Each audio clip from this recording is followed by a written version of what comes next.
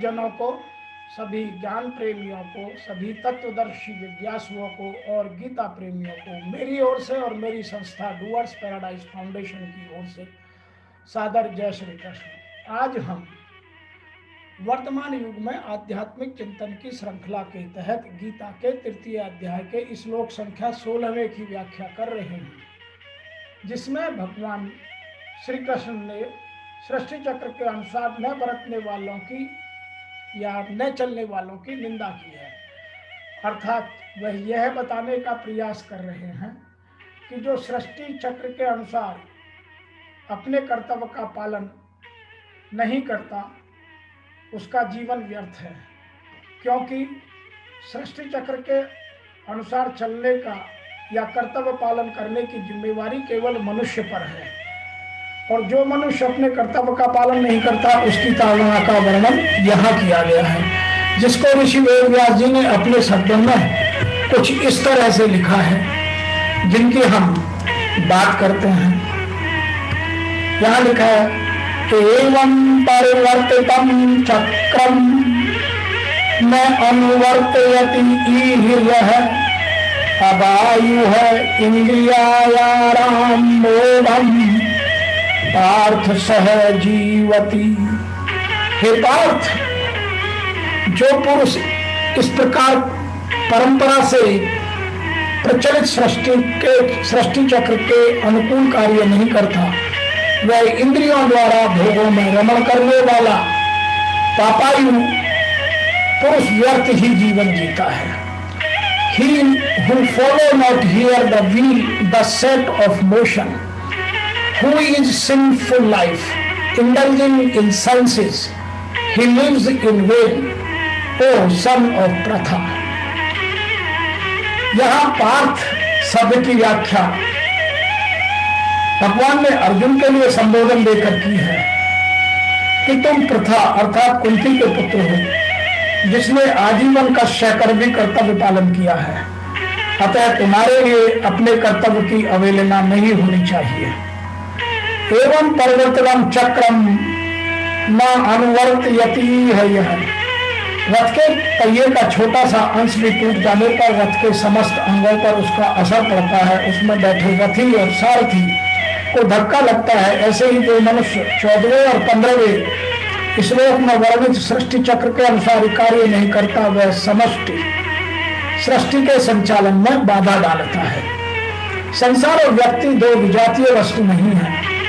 जैसे शरीर का अंगों के साथ और अंगों का शरीर के साथ घनिष्ठ संबंध है, ऐसे ही संसार का व्यक्ति के साथ और व्यक्ति का संसार के साथ घनिष्ठ संबंध है। जब व्यक्ति कामना, ममता, आसक्ति और अहंता का त्याग करके अपने कर्तव्य का पालन करता है, तब उससे संपूर्ण सृष्टि स्वतः सुखमय हो जाती है। इंद्रिया या राम, जो मनुष्य कामना, ममता, आसक्ति आदि से युक्त होकर इंद्रियों द्वारा भोगता है या उन भोगों में रमण करने वाला कहा गया है, ऐसे मनुष्य पशु से भी नीच है, क्योंकि पशु नए पाप नहीं करता, प्रत्युत पहले किए गए पापों के फल को भोगकर निर्मलता की ओर जाता है। किंतु इंद्रियाराम मनुष्य नए पाप करके पतन की ओर चला जाता है और साथ ही सृष्टि चक्र में बाधा उत्पन्न करने वाला, समस्त सृष्टि को दुख पहुंचाने वाला बन जाता है। अगर सृष्टि चक्र के अनुसार न चलने वाले मनुष्य की आयु, उसका जीवन पाप में भोगने वाला मनुष्य हिंसा रूपक पापों से बच नहीं सकता। स्वार्थी, अभिमानी और भोग तथा संग्रह चाहने वाले मनुष्य द्वारा दूसरों का अहित होता है, ऐसे ही मनुष्यों का जीवन पाप में होता है। गोस्वामी तुलसीदास जी ने भी लिखा है, पर द्रोही पर दार रत पर धन पर अपराध, ते नर पावर पाप में देह भरण मनुजा। तो वो केवल पापों के लिए ही देह का धारण करते हैं। मोहम पाप से जीवत, अपने कर्तव्य का पालन न करने वाले मनुष्य की शब्द भाषा में निंदा या ताड़ना करते हुए भगवान कहते हैं कि ऐसा मनुष्य संसार में व्यर्थ ही जीता है, अर्थात वह मर जाए तो अच्छा है। तात्पर्य यह है कि यदि वह अपने कर्तव्य का पालन करके सृष्टि को सुख नहीं पहुंचाता तो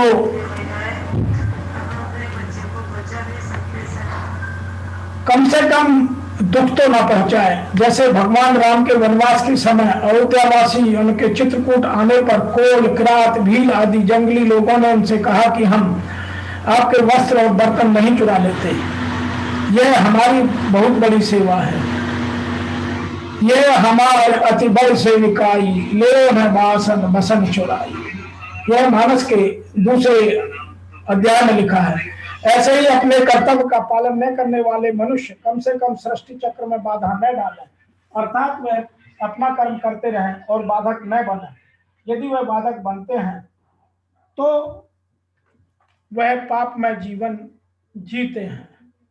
बाबा तुलसीदास ने तो आगे एक जगह और भी लिखा है, तेज कृशानुरोष महिषीसा अवगुण धन धनी धनेशा उदय केत सम हित सब ही के कुंभकर्ण सम सोवतनी के।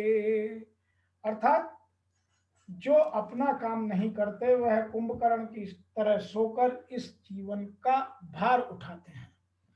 तो आज हमें इस 16वें श्लोक की व्याख्या में जो सीखने लायक तत्व है, जो सीखने लायक ज्ञान की बातें हैं, वह कुछ इस तरह से हैं। जो इस सृष्टि चक्र को फॉलो नहीं करता, जो इस सृष्टि चक्र का पालन नहीं करता, जो स्वधर्म का पालन नहीं करता, वह अधर्मी है। Number 2, who does not follow he lives in sinner's life। और जो इसका पालन नहीं करता वह पापी की तरह जीवन जीता है, अर्थात अपने जीवन में और घोर पापों की ओर चला जाता है। जबकि भगवान ने मनुष्य शरीर हमें अपने पापों के, पुराने कर्मों के प्रारब्ध, पुराने जीवन के संचित कर्मों के भार को कम करने के लिए दिया है, किंतु हम और नए पाप उसमें जोड़ लेते हैं। और यह केवल भगवान ने मनुष्य योनि में ही प्रबलता दी है। पेड़ पौधे और अन्य जीवों में वह केवल अपने पुराने प्रारब्ध या संचित कर्मों के अनुसार केवल पाप को कम करते हैं और अगला जीवन पुनः प्राप्त करते हैं। किंतु मनुष्य यदि इस सृष्टि चक्र का या स्वधर्म का पालन नहीं करता तो वह अपने पापों में बढ़ोतरी करता है और इसका यह जीवन व्यर्थ है।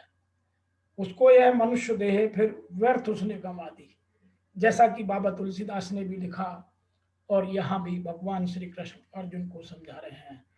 तो हमें आज इस 16वें श्लोक की व्याख्या से यह बात अपने जीवन में निश्चय करके अपनानी चाहिए कि हम अपने स्वधर्म का पालन करें और अपने जीवन में वो सब काम निष्काम भाव से कर्म करते हुए दूसरों के परमार्थ, दूसरों के कल्याण और दूसरों के परोपकार की भावना के साथ काम करें तो हमारा जीवन सफल होगा। आज के इस श्लोक की व्याख्या में इतना ही। फिर आपसे शीघ्र मिलते हैं 17वें श्लोक की व्याख्या लेकर। तब तक के लिए आपको मेरी ओर से और मेरी संस्था की ओर से ओम नमो भगवते वासुदेवाय।